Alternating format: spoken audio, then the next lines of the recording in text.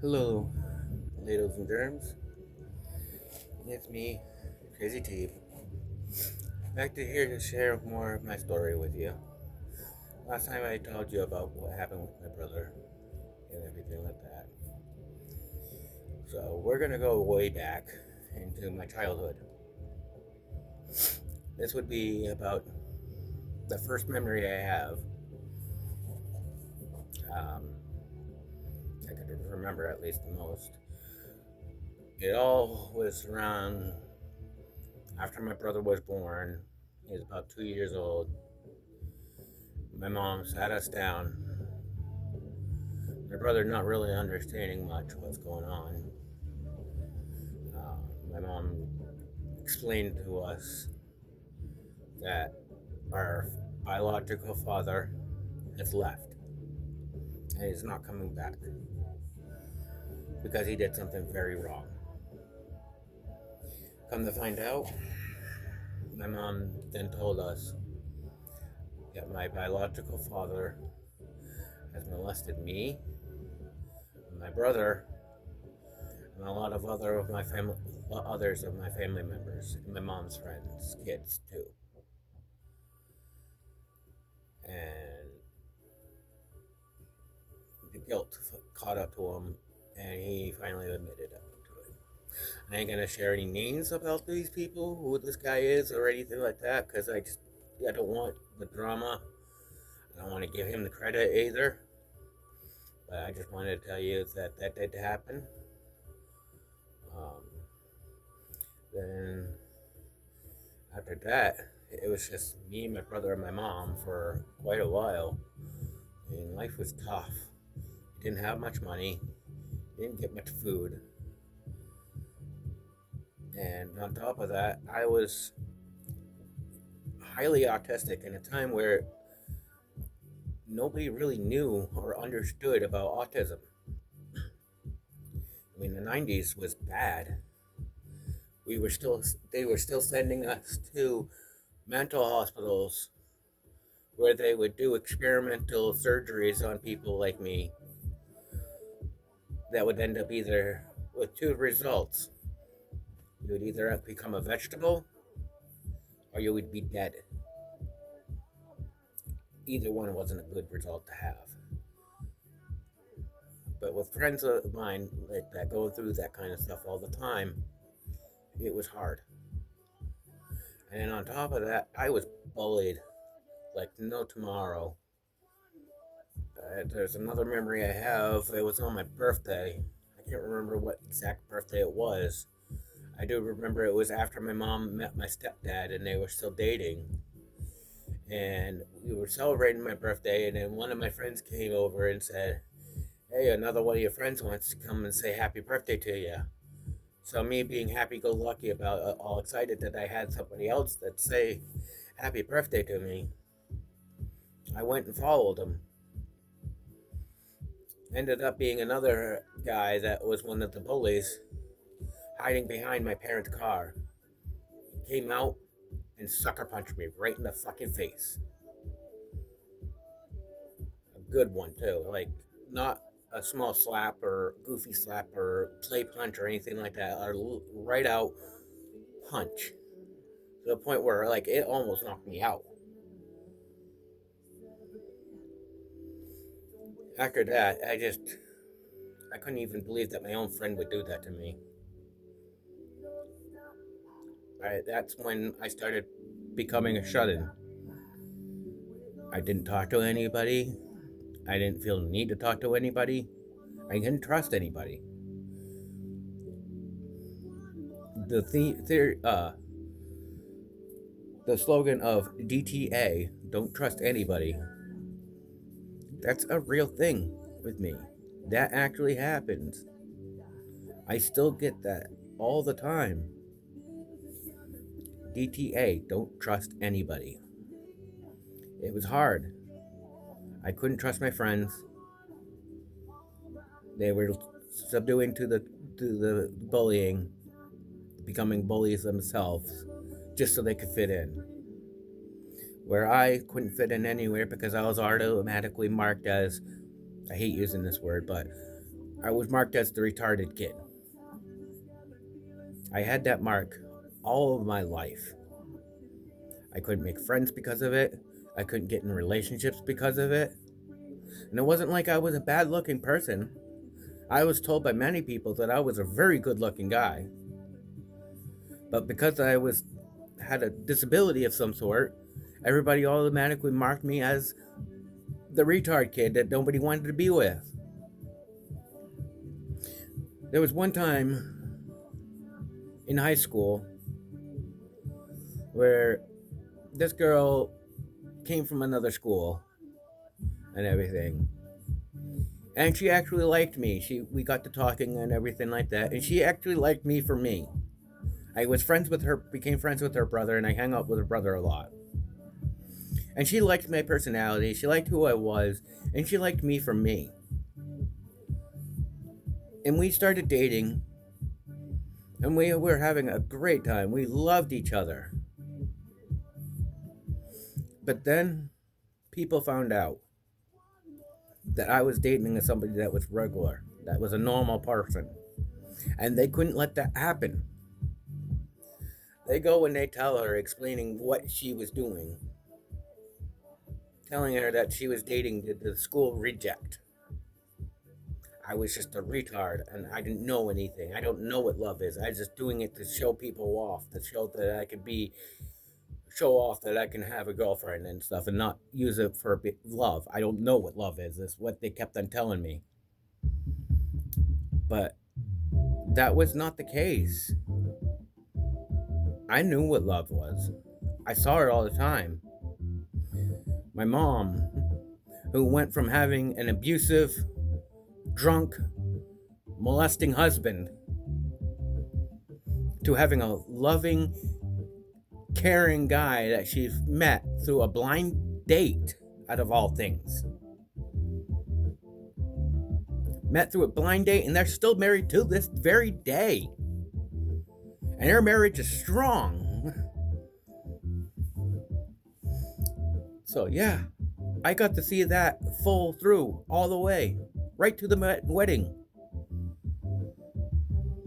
And I was part of their wedding. Me and my brother both were. So, yeah. But going back into the whole disability and stuff like that, we're going to go back into the elementary school years and stuff like that. So I started taking the special ed classes, adaptive life skills and stuff like that. I did have, and you could probably still tell when I talk, I did have a little bit of a lisp talking, and I had my words kind of slur a little bit. That's just part of my disability. But they did have me do some speech therapy where I learned how to talk better without my slurring my words, so I can actually sound normal when I talk, which now you can hear it's a lot better than what it used to be. But I still can have it, especially when my anxiety's high or I'm anxious about something, or just you'll know that it's there. I still sometimes to this day have struggles with it. But because of being in adaptive life skills, I didn't really get to have very many friends. Like I said, I was marked as the disabled kid that nobody wanted to be around. I was defective. I was just a wannabe. I wasn't real. I didn't know anything of anything. Coming up to middle school, basically in middle school, I was starting to get a little bit more of a name for myself. My body finally started filling in, and I wasn't this scrawny little 90-pound kid. Suddenly I become filling in. I started to get muscle gain. I got tall, and stuff. And then I finally started to realize that I could defend myself. And I got in a couple of fights. I will admit, I did get in a couple of fights. over people bullying me or some of my friends that were in special ed. I didn't take it. I was done with dealing with people's crap. It was getting annoying. And then I realized that one of my things in life was supposed to do was to help people that are in my same kind of situation that can't defend themselves and get bullied all the time because of it. Well, I wanted to make sure that they knew I was there and I will defend them. Bullying in my middle school after the first or second fight that I had. It was the second because I ended up giving a kid a concussion and throwing him off of a wheelchair ramp. Tempers get lost, and when you black out, you can't control what you do. But I apologize to that kid later on. Me and him are now, if we were to see each other, we still be talking like regular people. We made up and became friends after a while, but yeah, it was just one of those things where you had to put that lesson in sometimes, and that's what it would take to show people that just because we're disabled or anything doesn't not mean that we're less human. So yeah, we I got together and with my friends and stuff like that, and I made sure that they knew that I was there to help. I was going to help them, no matter what, and that's what I did. And yes, I did get in a few fights, and yes, I made sure that I had my ass covered when I did get into the fights. Most of the time, teachers have witnessed the fights and saw that it wasn't me. I was just defending my peers, doing what I thought I was supposed to do. Slowly but surely, I started making more normal friends after that. And it became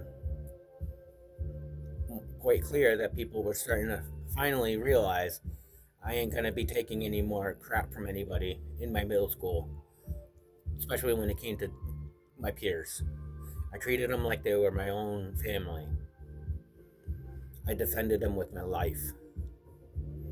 Needless to say, by the time I was in 8th grade and ready to go leave the school, most of the bullies had stopped bullying and actually started becoming mentors and helping people out with disabilities and stuff with their homework and everything like that, and becoming peers of themselves.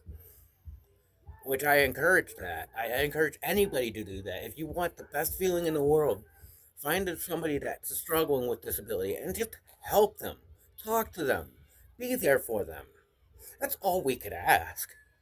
That's all we ever ask. We're regular people just like you. Anyways, so I got to that point where I was defending everybody and all that good stuff, and all that.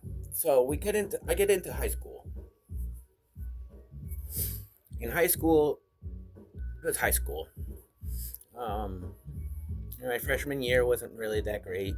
I forgot to mention, I did start doing sports. Played basketball in middle school for 1 year. It was on the worst team ever. We lost like every single game. We never won a game throughout that whole season. But it was through the Boys and Girls Club. And that was another place where there was a lot of bullies. And I couldn't change that no matter how much I tried. And I always told my peers never to go there because it wasn't a good place for people with disability. It was just a bully zone.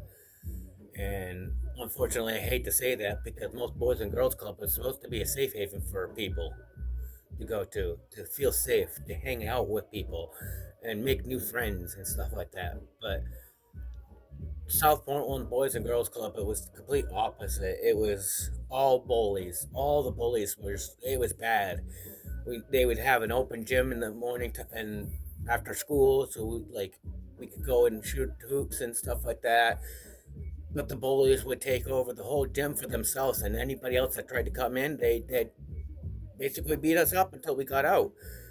And all the staff didn't really do nothing about it.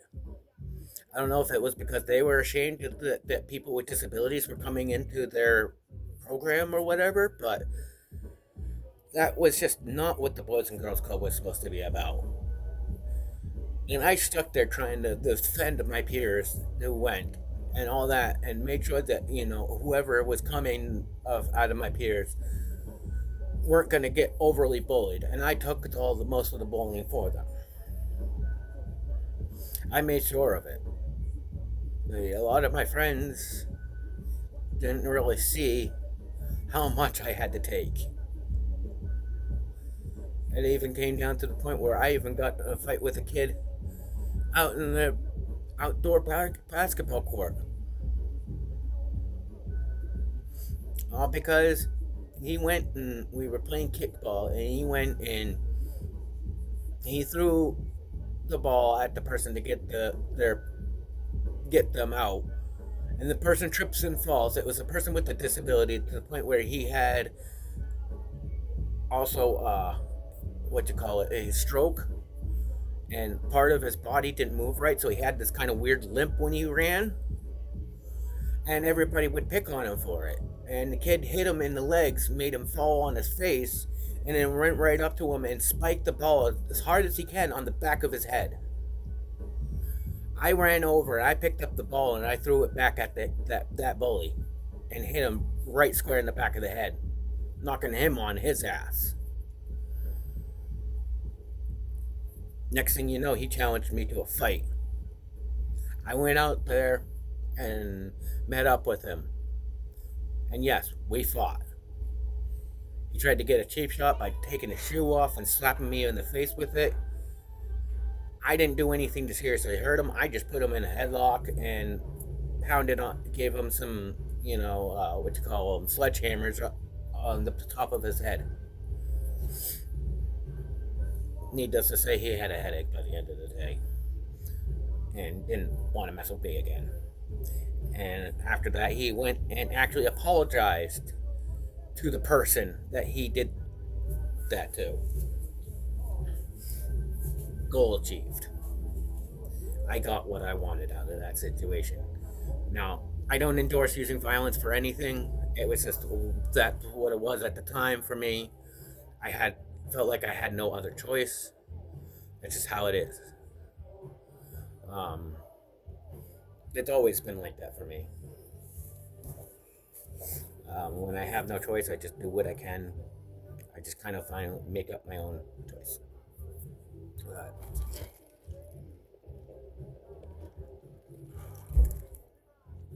So, continuing on, I'm in high school now.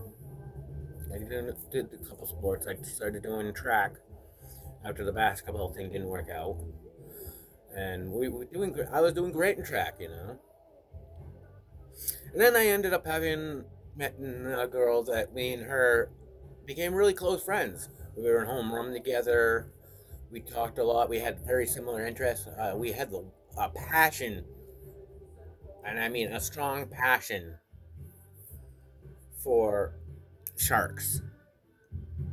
Still to this day, my favorite animal is shark. I swear up and down that my spirit animal is a shark. My brother's is a bear, and I'm the shark. But yeah, we'd sit there throughout our whole homeroom. We would have what they call SSR, super silent reading, where they'd have like the first hour and a half of the day. The whole school would be in their homeroom class reading a book for an hour and a half. And everybody had to be silent. Only person allowed to talk was the teacher, unless you raised your hand and asked to go to the bathroom or something like that. But so we would sit there throughout our whole home run, and our teacher would let us sit there and talk to each other because we weren't doing anything wrong. We were doing things educational. We were looking up shark facts. We were looking up all the different species of sharks. We were looking up all the facts about them. Well, hell, by the end of that year, we knew more about sharks than most of the teachers in the biology classes and marine biology classes knew. And likewise, I started getting feelings for this person. And my feelings grew stronger and stronger for her more, and we hang out. But then the biggest thing that happened was I didn't know what I was doing. My hormones were way out of control. I hit puberty, and nobody was really teaching me nothing about puberty. All I learned real bits and pieces was when I was growing up as in fifth grade. They did explain to us about what happens to a woman, but didn't explain us to what happened to guys really much, except for they told us that we get hair and our voice changes. That's really all they told us about what happens to us. They never explained nothing else. And then women, they only explained that you'll get a period, your body's gonna go through some changes, you're gonna get boobs, and all that good stuff. And that's all really they explained to women. Gosh, I mean, it was pretty vague. Um, and teaching sex ed in school in those times was like it was a real thin line. I mean, it still was a thin line. Is a thin line today, but there's a lot more efforts that go into it now, and they go more into detail about things than they did back then. I mean, like I said, in middle school, we didn't. That's all we got taught. Our body's going to change. Boys, our voice is going to change. Girls, you're going to get boobs and you're going to get a period. uh, so, anyways, so my friend that I was doing shark studies with and stuff, she ended up hitting puberty and all that good stuff, and she ended up growing boobs. And for some reason, I got attracted to them. Really bad. Like, I didn't know why I was so attracted to them. I just felt like I needed to touch them or something, to do something to touch them or whatever. And I didn't know why. I just felt the urge to do it. Next thing I know, I'm coming up with ways to, like, slap her, but in the boob? As completely awkward as it was, I just wanted to get the feeling of what a boob felt like to touch. I never knew. But then at the same time, it kind of killed our friendship. Slowly but surely. I became from being a super cool guy in her mind to becoming a creepy pervert that wanted to touch her boobs all the time. And that's not what I was trying to do. And I just didn't know what was going on, and I didn't know why I wanted to do it. And I don't know what gave me the thought that it was okay to do it. Because clearly it wasn't. She didn't like it. And it sucks because we could probably been something special. But it's okay. Uh, After all that, um, we went off to high school and we just kind of lost contact with each other. And she explained to a lot of her friends about me and what was going on, and they automatically thought I was a pervert too. Um, so yeah, we kind of went our separate ways, and it was a shame because we were really close and all that good stuff. We could talk about anything with each other and all that. And yes, I did even tell her that I even had a crush on her, that I really liked her, and wanted to become more than just friends. But like I said at the time, she still wanted to get to know if I understood what I was doing by asking her out and having a crush on her, which at the time I didn't. I really didn't. I was just confused and wanted to see boobs and all that good stuff. Wanted to experiment with the changes going on with my body and thought that she was going to be there with me to do it, and it was the wrong one. It was the wrong way. After that, I kind of mellowed out a little bit. I did kind of get into looking at porn for a while. As normal, finding Playboys, hiding them in my bedroom, that kind of deal. Um, and all that good stuff. But after a while, it just became all suddenly a thing that wasn't really much of an interest for me anymore. I couldn't get any girlfriends. I didn't know what to do. I wanted to be with somebody. I really did.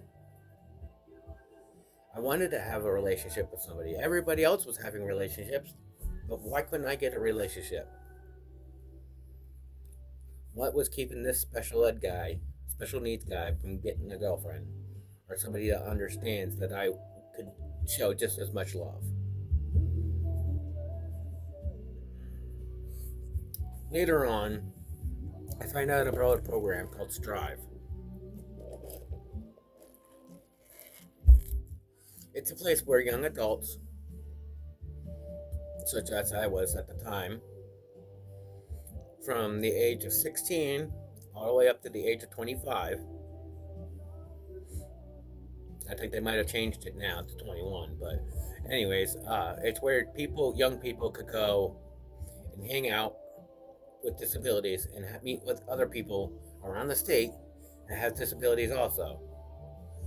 And we just got together, hang out, have a good time. They had a TV set up, they had computers set up, they had music playing, they had a pool table, a couple pool tables, and some foosball tables, and a little basketball shooting arcade game thing. Yeah, so it was a good time, and the more they got popular, the bigger they got, and they got a couple of. They ended up moving their building to a bigger building, which I ended up helping them out when it came to the moving into the new building. I went over and volunteered to help them with painting. So I helped paint that building up that they're in now, which they ended up having wrestling shows in and stuff like that, which I helped my friend and stuff get introduced to the people there so they could get wrestling shows, because I was explaining how wrestling in special needs world is a big deal. We love wrestling and the wrestling stories about how the little guy can always become the big guy and always come out on top if he wants to. Those were the feel-good stories we wanted. We talk wrestling all the time at this place and stuff. And then I finally met somebody, and we started dating and all that good stuff. Turned out she wasn't the best girlfriend to have. She ended up cheating on me with 7 different people, and one of them losing her virginity too.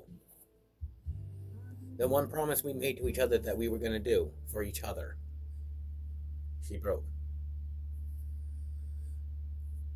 I was crushed. I didn't know what to do. The only reason why I kept on staying with her and all that, it was mostly because of the fact that I had a girlfriend, and I didn't want to lose that. Being able to say I had a girlfriend. I loved the feeling of it. But it just wasn't the right girl. After so many years went by, I just finally was like, you know what? I'm sick of it. I'm being sick of being taunted, saying that you're going to find another boyfriend to go do things with while you're talking with me on the phone. I was getting sick of getting hung up on and then ignored for the rest of the night. I was getting sick of all the abuse. And the abuse was bad. And then all of a sudden, next thing I know, I'm another shut-in again. I didn't want to date. I didn't want to go through that crap. The only place I would go out to communicate was Strive. And I only did that to go play pool with a couple of my friends that play pool. I didn't want nothing to do with anybody. I was going to be happy for the rest of my life being alone because of the fact that I thought, all relationships, girls were just going to do that. Take advantage of you and cheat on you. So eventually I end up meeting another girl. I got really attracted to her. She was cute and everything, and she drove me crazy. Like, it was just insane. And I just, it was one of those things where I felt like I just had to be with her. We had to know each other. And we ended up dating for quite a while. We dated for 4.5 years. And there was one time where I ended up going to a fair with my peers in another company, and it was on a strive night. Instead of going to see my girlfriend, I went to go do that because I love fairs. I've always loved fairs, the animals, the tractors and equipment and all that good stuff. I mean, it was just everything that I love in one spot. So, of course, I didn't want to miss the fair. It was just one day. I figured it wouldn't do harm anything. Tell her that I'm going to the fair. I'll make a plan with you sometime over the weekend or something where we can hang out. The next day, after I got done with the fair and I got home, and the next day I wake up, I get a phone call from her. She's telling me that she knew I cheated on her and I wasn't at the fair and I was with another woman. I was so confused and upset. How could I be with another woman? No woman wanted to talk to me. Wow. Where did this come from? Come to find out, there was another guy that went to strive that had a crush on my girlfriend and was doing everything in his power to get me and her to break up. Well, he succeeded. He got into her brain and made her think insecurities, and that led to us breaking up. Her cheating on me and breaking up with me. And they ended up going with this guy. So yeah, once again, hurt, crushed, don't know what to do, shut myself in. That's where I'm gonna leave this story off right now, guys. So I will keep you guys updated with more stories and stuff. If you're liking what I'm talking about so far, about my life story and everything, please hit that like button. Please feel free to comment. I know I'm not doing this to get views from you guys or anything like that. I just want you guys to understand a little bit about me and who I am. And hopefully this will make my streams a little bit better for you and understanding with me a little bit better. So, yeah. With that being said, love you guys. Love yourselves. Keep on chomping. Peace.